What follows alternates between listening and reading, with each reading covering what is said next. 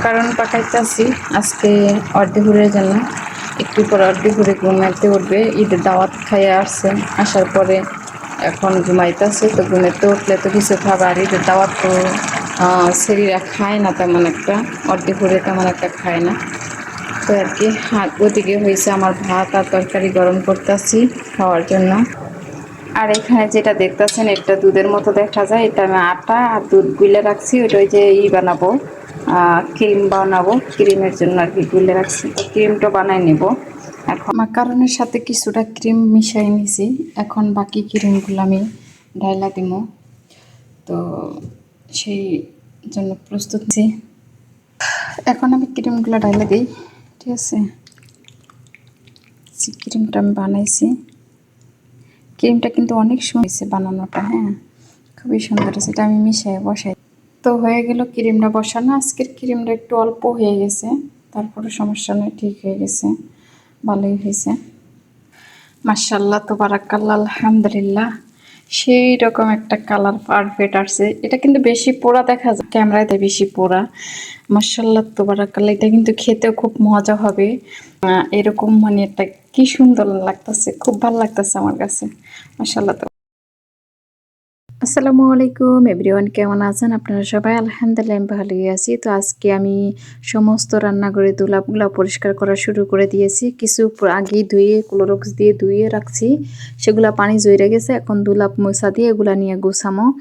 আর এগুলো এখন আমি ক্লোরক্স দিয়ে আগে বাগিয়ে রাখছি, তার এখন আমি মশা দিয়ে এগুলো গুছিয়ে নিয়েছি। আর ওগুলো ধুয়ে সুন্দর করে পানি জড়াইতে দিয়ে দিছি। তো এই যে ইয়াটা দেখতেছেন, এটা না সুইটে গেছে গাড়া, মানে কষ না কি জানি লাগাই দিয়েছে, ওগুলা ছুটে গেছে।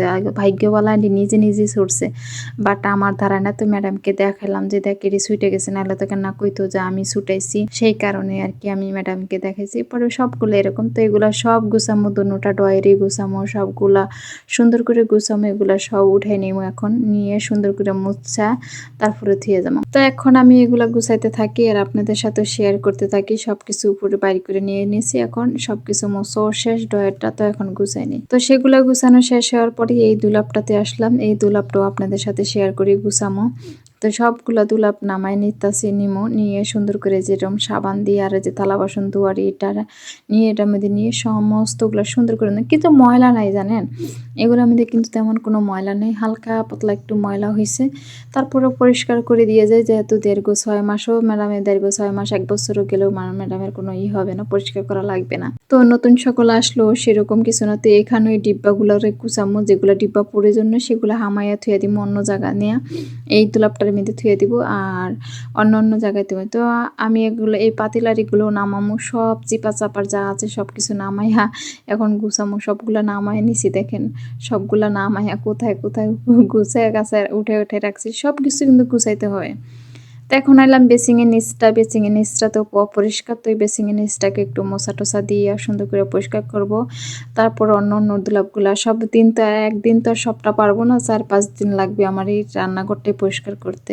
তো এখন এটা পরিষ্কার করে নিছি, দেখেন কত সুন্দর দেখা যাইতেছে। এখন এই যে সোপড়াটা বিছাই টিছাই সুন্দর করে পরিষ্কার করে এখন গুছিয়ে নিলাম। আলহামদুলিল্লাহ, আলহামদুলিল্লাহ। সবাইকে অসংখ্য ধন্যবাদ আমার ভিডিওটা দেখার জন্য, আমাকে সাপোর্ট করার জন্য।